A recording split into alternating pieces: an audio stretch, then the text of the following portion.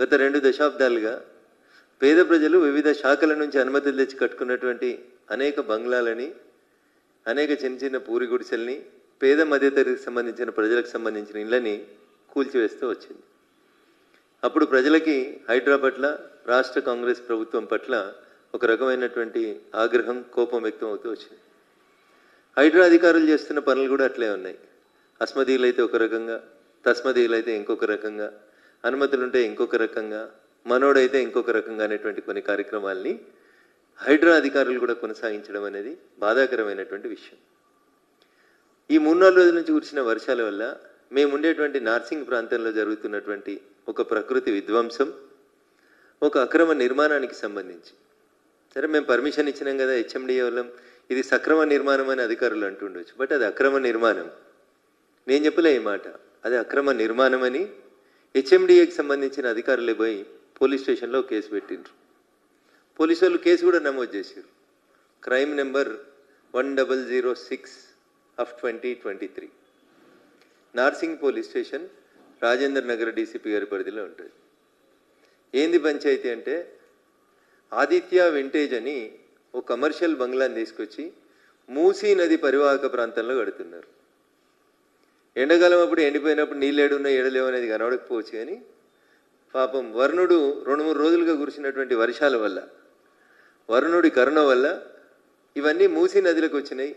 Buffer జోన్లో, ఎఫ్టీఎల్లో అడ్డగోలుగా నీటి ప్రవాహానికి అడ్డంగా కడుతున్నారని చెప్పి నీళ్లు కనబడతా ఉన్నాయి. జనరల్గా హెచ్ఎండిఏ నిబంధనల ప్రకారం ఏదైనా ఒక ప్రాపర్టీ మీద కోర్టుల కేసున్నా, పోలీస్ స్టేషన్ల కేసులున్నా, ఎలాంటి అభ్యంతరాలు వచ్చినా ఆ నిర్మాణాలకి అనుమతిని రద్దు చేస్తుంది హెచ్ఎండిఏ. రేవంత్ రెడ్డి గారు కాంగ్రెస్ ప్రభుత్వం ఈ రాష్ట్రంలో అధికారంలోకి వచ్చిన తర్వాత అప్పటి పురపాలక శాఖ మంత్రి కేటీఆర్ గారు అనుమతులు ఇచ్చిండ్రు. దీని వెనకాల పెద్ద వ్యవహారం నడిచింది, కుంభకోణం నడిచింది. కాబట్టి ఈ ఆదిత్య వింటేజ్ అనేటువంటి కన్స్ట్రక్షన్స్ని ఆపేస్తున్నామని చెప్పి, శ్రీ ఆదిత్య వింటేజ్ ప్రాజెక్టుని మేము నిర్మాణం నిలిపేస్తా ఉన్నామని పోలీసు వాళ్ళతోటి అది ఛార్జ్షీట్ గిట్ అన్ని వేయించినారు కోర్టులో. విషయం ప్రస్తుతం రాజేంద్ర నగర్ కోర్టులో పోలీస్ కేసు, క్రిమినల్ కేసు, హెచ్ఎండిఏలో లేదా బఫర్ జోన్లో, ఎఫ్టీఎల్లో కన్స్ట్రక్షన్ జరుగుతుందని చెప్పి ఒక కంప్లైంట్ ఇచ్చారు. ఇంకా దారుణం ఏంటంటే, రింగ్ రోడ్డు నార్సింగ్ ఎగ్జిట్ దగ్గర అటువైపు ఇటువైపు అన్ని సర్వీస్ రోడ్లు ఉంటాయి. కానీ ఈ సంస్థ చేపట్టినటువంటి నిర్మాణాలను చూస్తే మిమ్మల్ని అందరినీ ఫిజికల్గా రమ్మని కూడా పండుగ తెల్లారు రమ్మని ఆహ్వానిస్తా ఉన్నా. ఒకసారి చూద్దాం. మనం అంతటా సర్వీస్ రోడ్లు ఉంటాయి, కానీ ఈ ప్రాజెక్టు కడుతుంటే సర్వీస్ రోడే కట్టలేదు. సర్వీస్ రోడ్ తీసేసినారు. ఇక్కడ సర్వీస్ రోడ్ తీసేసి మరీ నిర్మాణాలు జరుగుతున్నాయి. ఎన్నో పల్లెటూరులో జరుగుతలేవు ఈ నిర్మాణాలు. హ్యాపెనింగ్ సిటీ హైదరాబాద్లో happening area, Gachibowli financial district, Narsingi ఏరియాలో ఒక కంపెనీ నిబంధనలకు వ్యతిరేకంగా టీఆర్ఎస్ ప్రభుత్వం అనుమతిస్తుంది. టీఆర్ఎస్ ప్రభుత్వం అనుమతి ఇచ్చిన తర్వాత హెచ్ఎండి అధికారులు కంప్లైంట్ ఇస్తారు. దానికి సంబంధించి 1006/2023 నార్సింగ్ పోలీస్ స్టేషన్లో కేసు నమోదవుతుంది. కాంగ్రెస్ ప్రభుత్వం అధికారంలోకి వచ్చినాక, రేవంత్ రెడ్డి గారు అధికారంలోకి వచ్చినాక ఆ నిర్మాణాన్ని ఆపేస్తారు.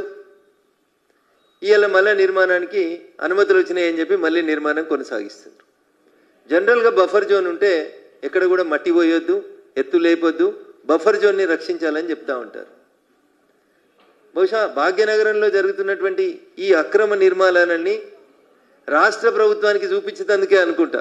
గత వారం 10 రోజులుగా వరుణదేవుడు ఇష్టానుసారంగా హైదరాబాద్కి వరదల్ని తీసుకొచ్చినాడు. సర్వీస్ రోడ్ని అసలు తీసుకోకుండా సర్వీస్ రోడ్ని బంద్ చేసి హెచ్ఎండి అనుమతులు ఎట్లా ఇచ్చిందో రాష్ట్ర ప్రభుత్వ పెద్దలు చెప్పాలి.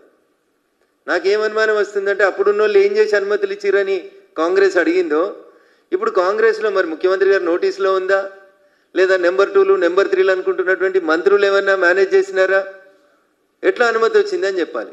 అన్న ఈ చిత్రం చూస్తే మనకందరికీ స్పష్టంగా కనబడుతుంది. వాళ్ళు కడుతున్న నిర్మాణం పూర్తిగా నీళ్ళలో కడుతున్నారు. మూసీ నది ఇది.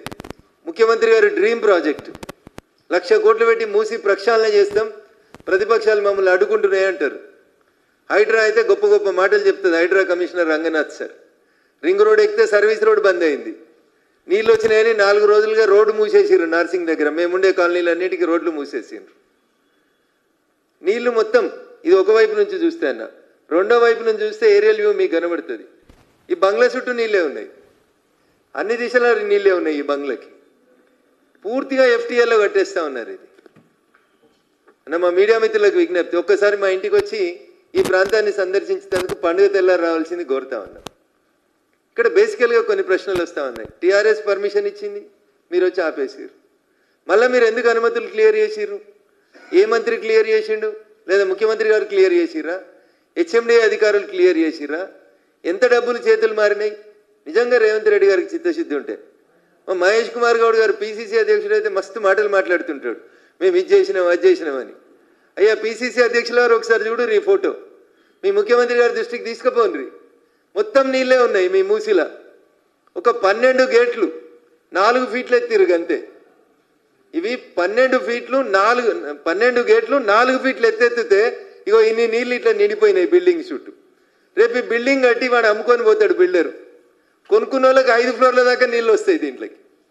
1 కాదు 2 కాదు, కళ్ళతో చూస్తే తెలుస్తాయి దీనికి. దీని ఏదో పెద్దగా సైంటిస్టులు వచ్చి రెవెన్యూ వాళ్ళు వచ్చి ఏదో చేయాల్సినటువంటి అవసరం లేదు. మీరు అక్కడికి వచ్చి నిల్చుంటే రింగ్ రోడ్డు మీద నార్సింగి పోలీస్ స్టేషన్కి ఎదురుగా నిల్చొని పోలీస్ స్టేషన్కి అపోజిట్ సైడ్ చూస్తే మీకు ఇంత స్పష్టంగా కనబడుతుంటాయి. రింగ్ రోడ్డుకి 100 గజాలు సర్వీస్ రోడ్ను మింగి కడుతున్నారు. ఎట్లిస్తారు అనుమతులు? ఎట్లిచ్చింది HMDA? పేదోడికి అనుమతులు ఉంటే, బ్యాంకు లోన్ ఉంటే కూలగొడుతురు కదా అయ్యా రేవంత్ రెడ్డి గారు. దీంట్లో మీ మంత్రుల పాత్ర లేదంటారా? ఎవరి ప్రమేయం లేకుండానే బంగ్లా నిర్మాణం జరుగుతుందా? అధికారంలో ఎవరుంటే వాళ్ళతోటి కదా ఈ సంస్థ సత్సంబంధాలు కొనసాగిస్తుంది. నిజంగా మీకు చిత్తశుద్ధి ఉంటే మహేష్ కుమార్ గౌడ్ గారు మీరు స్పందిస్తారా? మీ ముఖ్యమంత్రి గారు స్పందిస్తారా?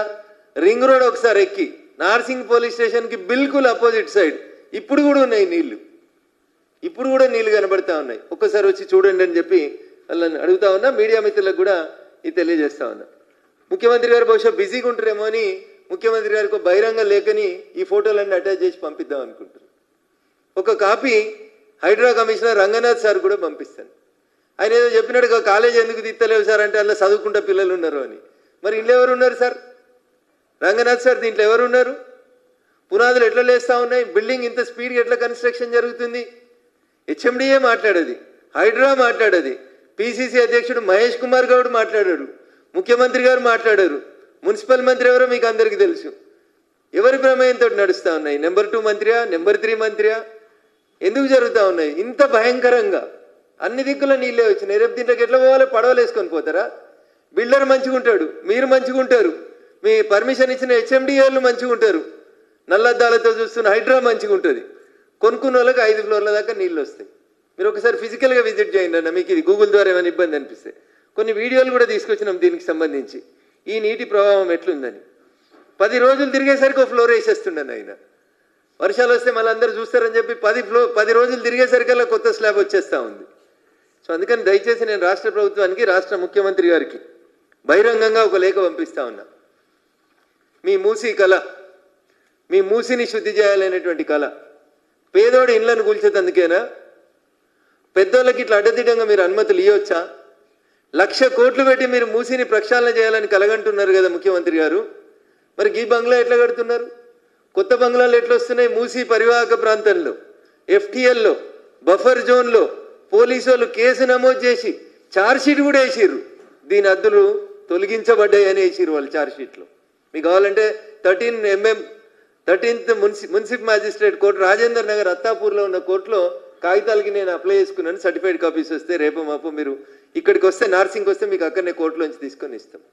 ఈ బహిరంగ లేఖ రాష్ట్ర ముఖ్యమంత్రి యనమల రేవంత్ రెడ్డి గారికి నేను ఈ సందర్భంగా రాస్తూ 10 రోజులైన జరిగినటువంటి వర్ష బీభత్సాన్ని, నీటి ప్రవాహాన్ని చూపించి, సార్ గరీబోళ్ళు ఇల్లు కూలగొట్టుడు, ఇవి ప్రవాహానికి అడ్డంగా ఉన్నాయని చేసేటువంటి కార్యక్రమాన్ని మానుకొని మీకు నిజంగా చిత్తశుద్ధి ఉంటే, మీకు